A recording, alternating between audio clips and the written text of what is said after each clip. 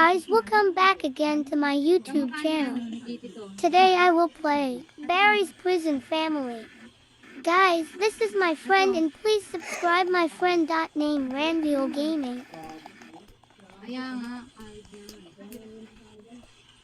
kawawa siya, hindi niya alam. Ha? Ang hindi na siya titingin kay Luffy, na labis na nag-aalala kay Nami. Biglang ginamit ni Sanji ang kanyang nagmulanas na paa at lumipad sa langit. Bagamat sinubukan ni Nami na sundo para pigilan si Sanji, kung manatiling determinado si Luffy na huwag lumaban. Kaya isang malakas na sipa ang ginawa ni Sanji diretso sa kanyang ulo. Sa hindi inaasahan, bumagsak sa sandaling ito, pumalit si Sanji at naglakad pa rin. Agad ang nakaalalang tumakbo si Nami kung nasaan si Luffy. Nang makitang nasugatan si Luffy, nagalit si Nami at agad niyang sinampal si Sanji sa mukha. Ipdesididong mas bored. Bigla at nang tumayo si Luffy at sumigaw, "Tumigil ka, Sanji, nagsisinungaling ka, alam kong ayaw mo ng ganito. Kahit ilang beses mo pa akong sipain, ikaw ang may pinakamasakit." Umiiyak din pala si Sanji na ikinagulat ni Nami. Naalala ni Luffy ang pangarap ni Sanji na mahanap ang Oguro, kaya sumigaw siya, "Hindi pa tapos ang ating paglalakbay. Hihintayin kita dito. Kung hindi ka bumalik, mamamatay ako sa buto, dahil ikaw ang tagapagluto sa ating barko." Habang nasasaktan si Sanji, sinabi ni Luffy, "Kung wala ka, hindi ako magiging hari ng pirata." Kaya naalala ni Sanji ang kanyang pakikipagsapalaran kasama ang lahat. Iyon ang pinakamasaya. Padala ni Big Mom ang kanyang mga subordinate dito para humilin sila. Pero desidido pa rin si Luffy na maghintay dito. Bigla silang nakakita ng bagyo sa dahil hindi siya makapaniwala na ito ang kapangyarihan ng isang solong tao. Natakot din ang mga tao sa puso dahil nakita nilang lumilipad sa langit sila Prometheus at Zeus, kaya napagtanto nilang galit si Big Mom. Samantala, ang pamilya ni Sanji ay patungo pa rin sa kastilyo ni Big Mom. Sa sandaling ito, lumitaw ang isang malaking mukbang ni Big Mom. Nakita ni Sanji ang mukbang ito na patungo kay Luffy. Samantalang si Luffy naman ay sobrang excited dahil sigurado papatayin ng mukbang ito si Luffy na ikinabahala ni Sanji dahil hinihintay pa siya ni Luffy. Umuulan, pero napagtanto ni Nami na syrup iyon, kaya humiga si Luffy sa lupa dahil ayaw niya uminom ng kahit isang patak ng syrup. Samantala, dumating ang pamilya ni Sanji sa kastilyo ni Big Mom na labis nilang ikinatuwa. Sa wakas, nakita niya si Big Mom na nagpasaya sa kanya dahil dumating ang Germa 66. Natuwa siya nang makita si Sanji dahil ikakasal na si Sanji kay Pudding, kaya siya ang magiging manugang niya. Sa sandaling ito, dumating din si Pudding. Ikinatuwa nito ang mga kapatid ni Sanji dahil napakaganda niya. Pero nag-aalala pa rin si Sanji kay Luffy, kaya hindi niya pinansin si Pudding.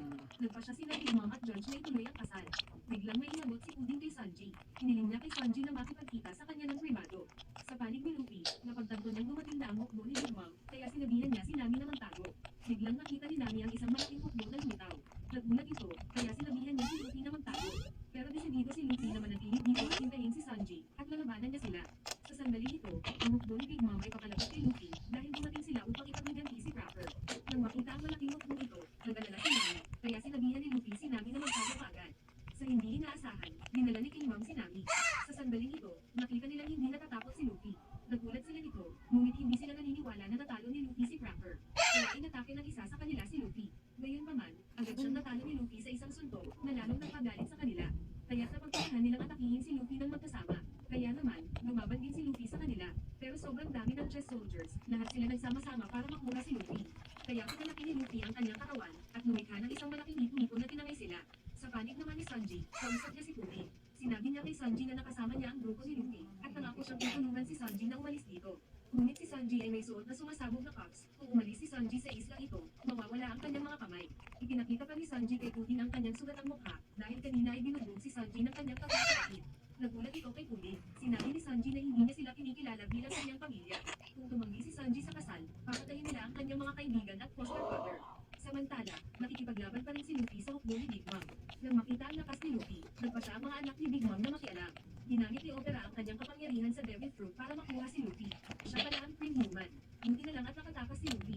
Agad na pinahihipnotize sa babon si Luffy para makatulog siya.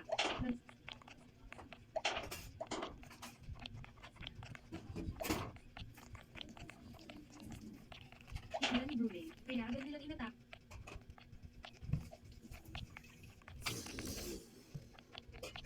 Sinakay pa rin ni Luffy ang mga sundalo, habang natuklasan ni Nami na ang mga chess soldiers ay natatakot sa River Hard ni Big Mom.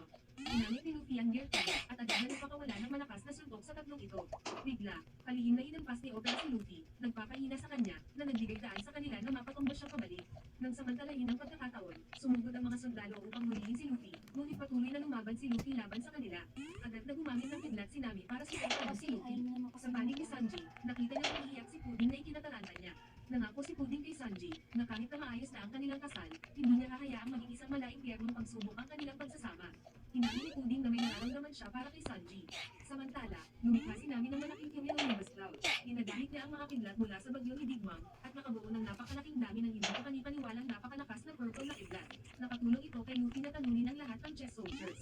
Habang pagod si Luffy ay nagtuloy pa rin siyang hintayin doon si Sanji. Sa sandaling ito, lumapit si Sanji at niyakap si Pudding. Nangako na papakasalan siya sa susunod na araw. Samantala, si Luffy ay nagpatuloy sa Ano yan? kaya, bukman si Luffy na pagod. Nakontrol ni Nami ang kidlat para salakayin sila at suportahan si Luffy. Biglang ginamit ni Galet ang kanyang kapangyarihan sa Devil Fruit para i-immobilize si Nami, dahilan para hindi siya makagalaw. Napagtanto ni Galet na masyadong mapanganin si Nami dahil maaari siyang makabuo ng mga kidlat. Sa sandaling ito, labis din natak Kasi nilagay mo sa kanina yung Sinantak sila at tingwang si Big Mom. Habang sinusubukan kanunin ni Luffy ang lahat ng mga sundalo, biglang sumunod si Opera sa likod ni Luffy at nangungkot si Opera, kaya inactivate niya ang Gear 3. Habang si Luffy ay umatake patungo sa kanya, siya ay sumiksik sa aklat ni Montor at si Luffy ay nagbilanggo sa loob ng mundo ng mga ligo. Habang naghahanap siya ng paraan para makatakas, biglang sumunod si Montior at kinatutukan si Luffy. Sa pagkakataong iyon, napansin ni Nami na kakaiba ang ugali ni Luffy, tumayo pa siya para hayaan silang umatake. Nag-alala ito kay Nami, habang sinusubukan pa rin ni Luffy na inaatake at mga kakaibang nilalang. Sumama rin si Opera sa pag-atake kay Luffy. Gayunpaman, ang isip si Luffy ay nananatiling nakulong sa mundo ng linggo na naging dahilan upang hindi siya makalaban. At siya ay inatake ng dalawang ito kasabay ng isang napakalakas na welga na naging sanhi ng pagbagsak ni Luffy. Sa sandaling ito, dumating si Sanji para makipagkita kay Big Mom. Sabi ni Sanji, sumasang-ayon akong pakasalan si Pudding, ngunit sa kondisyon na patawarin mo ang aking mga kaibigan. Napapagtataka, magaling pumayag si Big Mom na ikinatuwa ni Sanji. Kahit galit si Big Mom kay Luffy, dahil naglakas loob si Luffy na magdeklara ng digmaan laban sa kanya, natalo pa niya si Cracker. Ngunit hindi papansinin ni Big Mom ang dahil layunin ni Big Mom ay makuha ang kapangyarihang militar ng Germa 66 at gusto niyang magkaroon ng wedding cake. Samantala, si Luffy ay natalo na ng hukbo ni Big Mom na ikinabahala ni Nami. Biglang kinuha ni Amane ang Viv Record ni Nami. Napagtanto nila kay Lola ang Viv Record na ito, kaya napagdesisyonan nila ibigay kay Big Mom sina Luffy at Nami. Ngunit nananatiling determinado si Luffy na huwag umalis dahil kailangan niyang manatili doon para hintayin si Sanji. Gayunpaman, si Luffy ay nawalan ng malay.